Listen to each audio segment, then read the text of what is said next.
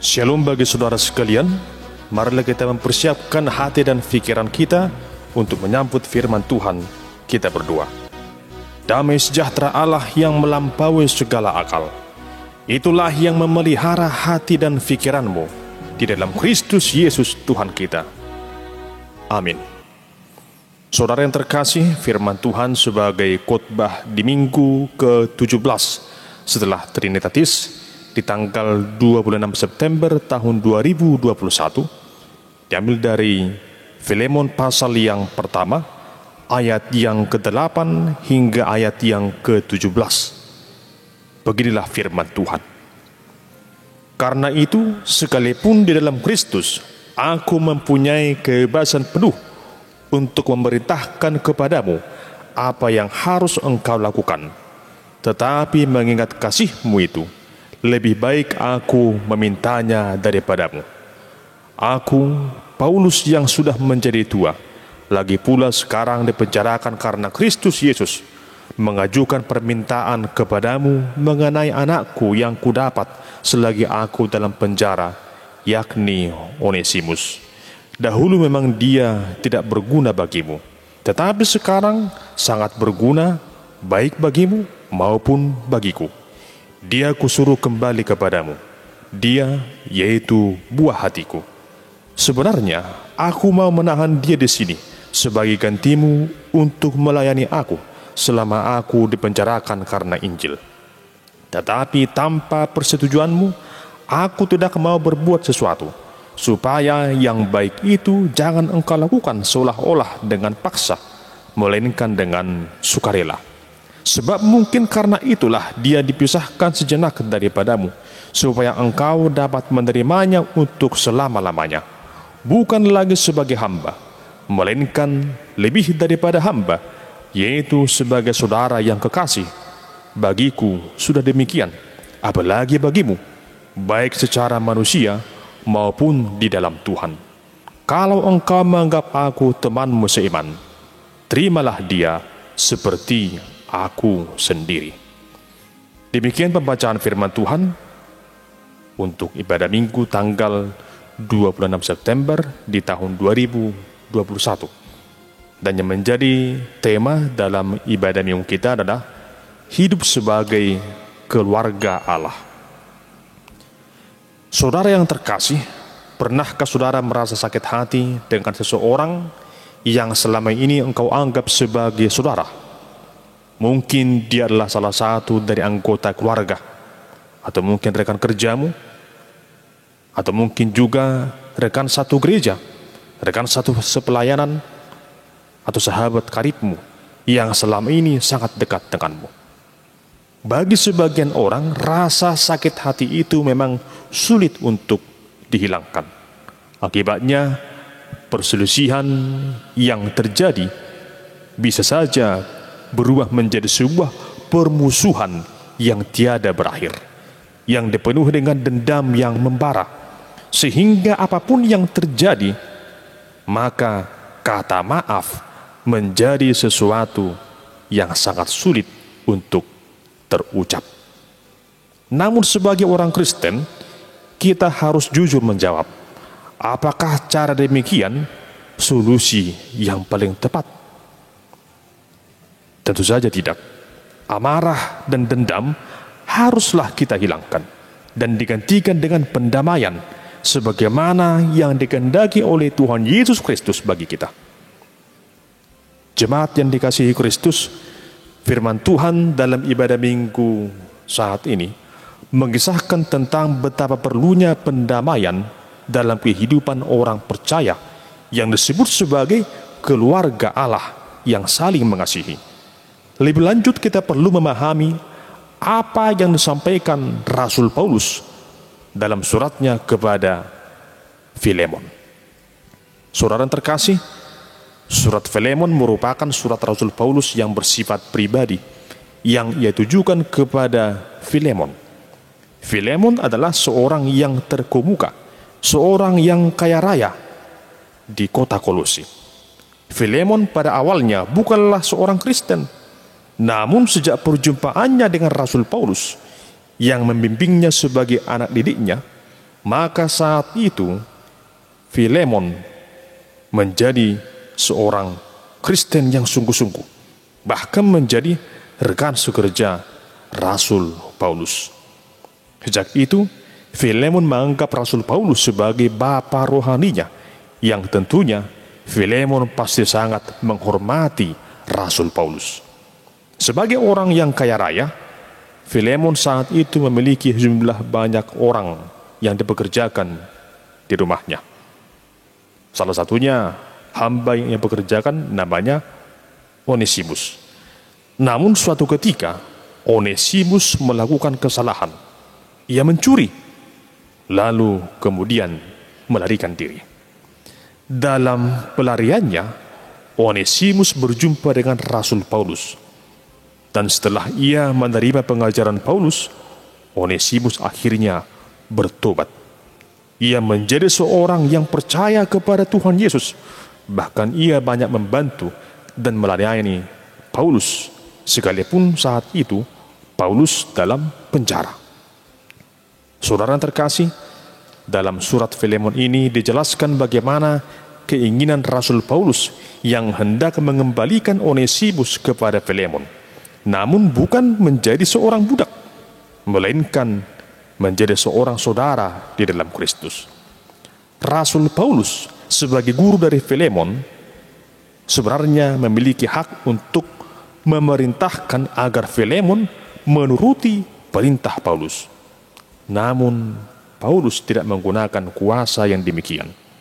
Justru sebagai bapa rohani, ia menyampaikan sebuah permintaan bagi Filemon agar ia menerima Onesimus dengan penuh ketulusan.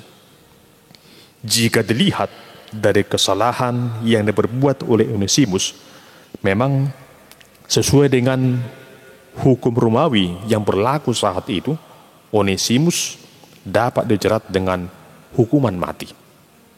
Namun Rasul Paulus tidak mengharapkan hal itu terjadi. Terlebih Onesimus sudah bertobat. Ia telah menjadi seorang yang percaya kepada Tuhan Yesus. Rasul Paulus lebih cenderung mengarahkan agar Filemon dapat merajut kembali hubungan yang baik dengan Onesimus, menjadi seorang saudara seiman dalam Kristus, layaknya sebagai keluarga Allah yang hidup dalam kasih. Paulus ingin Filemon dan Onesimus mengalami pemulihan hubungan, sehingga hubungan mereka dalam Kristus bukan lagi hubungan antara seorang tuan dengan seorang hamba, melainkan hubungan sebagai saudara di dalam Yesus. Rasul Paulus meyakinkan Filemon bahwa Onesimus sudah mengalami begitu banyak perubahan, dan pasti ia akan dapat membantu Filemon dalam hal pelayanannya untuk mewartakan Injil kepada banyak orang. Bagi Paulus sendiri, kehadiran Onesimus sangat berarti. Namun Paulus tidak egois. Paulus masih sangat berharap Onesimus menjadi seseorang yang sangat berarti bagi Filemon. Paulus sangat berharap akan ada perdamaian antara Filemon dengan Onesimus. Dan melalui sebuah perkataannya yang sangat menyentuh, Paulus berkata kepada Filemon di ayat yang ke-17, "Kalau engkau menganggap aku temanmu seiman, terimalah dia seperti aku sendiri." Saudara yang terkasih, apa yang kita simak dari surat Paulus kepada Filemon sungguh menyentuh hati kita. Karena lewat kisah ini, kita dapat melihat akan betapa perlunya menjalin sebuah hubungan yang baik dengan sesama kita.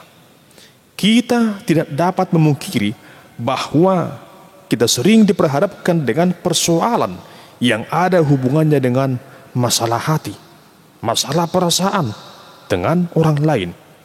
Mungkin saja di tengah keluarga, dengan rekan sekerja, atau dengan sama warga gereja. Kita mengalami sesuatu konflik.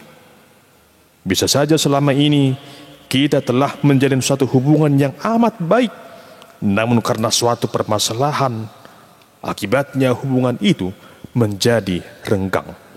Hingga hubungan itu menjadi suatu hubungan yang penuh dengan kebencian. Rasa kesal, ego, dan amarah sering menjadi pemicu persoalan semakin menjadi-jadi. Ibarat api yang awalnya masih kecil, pada akhirnya menjadi api yang sangat besar dan sulit untuk dipadamkan, sehingga ada begitu banyak orang yang sulit untuk memaafkan. Akibatnya, semakin dalam luka yang dialami oleh seseorang, maka semakin sulit baginya untuk memaafkan. Namun yang menjadi pertanyaan, mengapa memaafkan itu sangat sulit? Saudara, seseorang bisa mengatakan, aku sudah memaafkannya. Tetapi sebenarnya, ia masih belum memaafkan. Karena memaafkan tidak sebatas kata-kata. Memaafkan hanya dapat terjadi apabila muncul dari hati yang terdalam dan dilandasi dengan kasih yang tulus. Sebab tanpa kasih yang tulus, maka kata maaf hanyalah di bibir saja. Saudara yang terkasih, mengapa manusia sulit memaafkan? Jawabannya adalah karena manusia lebih cenderung menuntut pembalasan. Mungkin di satu sisi kita merasa tidak adil jika tanpa adanya pembalasan kepada orang yang telah menyakiti hati kita. Buktinya, ketika kita dipukul, reaksi kita adalah ingin memukul kembali. Ketika kita dihina, reaksi kita adalah ingin menghinanya kembali. Artinya semuanya ingin kita balaskan sebagaimana yang ia berbuat kepada kita. Para ahli psikologi berpendapat bahwa reaksi manusia yang selalu ingin membalas dendam sesungguhnya mampu meningkatkan stres baginya sendiri, menurunkan kekebalan tubuh dan merusak kesehatannya. Tetapi perilaku yang memaafkan akan meningkatkan kualitas kesehatan fisik. Seorang filsuf yang bernama Konfusius pernah mengatakan, sebelum engkau melakukan perjalanan untuk membalas dendam, galilah 2 kuburan terlebih dahulu. Artinya, membalaskan dendam tidak ada gunanya. Justru, membalaskan dendam hanya akan menambah masalah bagi diri sendiri. Oleh karena itu, jangan pernah mencari berbagai cara untuk membalaskan dendammu, tetapi carilah berbagai cara untuk memadamkan amarahmu dengan cara berdamai dengan orang yang pernah membuatmu kecewa. Mari kita mengingat apa yang tertulis dalam 1 Petrus 3 ayat 9, dikatakan demikian. Dan janganlah membalas kejahatan dengan kejahatan, atau caci maki dengan caci maki, tetapi sebaliknya, hendaklah kamu memberkati, karena untuk itulah kamu dipanggil, yaitu untuk memperoleh berkat. Saudara yang terkasih, firman Tuhan melalui khotbah minggu ini juga mengajarkan kita tentang suatu karakter perilaku kasih yang tulus dan sekaligus sebagai teladan dalam perdamaian, sebagaimana ditunjukkan oleh Rasul Paulus terhadap Filemon dan Onesimus. Paulus lebih senang melihat hubungan mereka kembali pulih, sehingga Filemon dan Onesimus tidak lagi mengingat masa-masa yang lalu yang penuh dengan akar pahit. Sebagai hamba pendamaian, Rasul Paulus melakukan hal-hal yang dapat menjadi teladan dalam hidup kita sebagai orang Kristen, yaitu mengajak Filemon untuk memandang orang lain bukan dari masa lalu, tetapi dari masa sekarang ini. Paulus mengajarkan suatu prinsip sebagai murid Tuhan Yesus yang sejati, yang selalu siap untuk berdamai dan saling memaafkan demi terciptanya suatu hubungan kekeluargaan yang bahagia. Kiranya kita juga dapat berlaku demikian, menjadi pembawa pendamaian di antara sesama kita manusia, sehingga terciptalah suatu kehidupan yang rukun dan damai dalam cinta kasih Tuhan Yesus. Gereja sebagai persekutuan tubuh Kristus hendaknya juga selalu menjadi teladan akan pendamaian di tengah dunia ini. Gereja yaitu orang-orang yang percaya kepada Tuhan Yesus, yaitu saya dan saudara sekalian. Kiranya kita semua mampu menjadi teladan dalam kasih, yang mau saling memaafkan, yang mau saling mengampuni, sebagaimana Tuhan Yesus Kristus, Sang Juru Selamat kita, telah menebus dosa-dosa kita. Dan lewat pengampunan yang Ia berikan, kita beroleh hidup dengan penuh sukacita dan damai sejahtera. Saudara yang terkasih, dalam kaitannya dengan khotbah ini, ada sebuah ilustrasi yang mengesahkan bagaimana cara kita menghadapi suatu permasalahan. Kisahnya demikian. Ada dua orang sahabat karib yang sedang berjalan melintasi gurun pasir. Di tengah perjalanan, mereka bertengkar, sehingga salah seorang sahabatnya menampar temannya. Orang yang kena tampar merasa sakit hati, tapi dengan tanpa berkata-kata, ia menulis di atas pasir. Ia menuliskan kata-kata demikian: "Hari ini sahabat terbaikku menampar pipiku." Kemudian mereka terus berjalan hingga akhirnya mereka menemukan sebuah oasis, dan mereka memutuskan untuk mandi di sana. Orang yang tadinya pipinya kena tampar dan terluka hatinya mencoba berenang, namun nyaris tenggelam. Tetapi dia berhasil diselamatkan oleh sahabatnya. Dan ketika dia telah siuman, rasa takutnya sudah hilang. Kembali dia menulis, namun kali ini dia menulis di sebuah batu. Dalam sebuah perkataan, ia tuliskan demikian: "Hari ini sahabat terbaikku menyelamatkan nyawaku." Lalu orang yang menolong dan yang pernah menampar sahabatnya itu bertanya kepadanya, "Kenapa setelah saya melukai hatimu, kau menulisnya di atas pasir? Dan sekarang setelah aku menolongmu, engkau menuliskan di atas batu?" Lalu sahabatnya itu menjawabnya, "Ketika seorang sahabat melukai hati kita, kita harus menulisnya di atas pasir, agar ketika angin datang berhembus, maka tulisan di atas pasir itu akan hilang.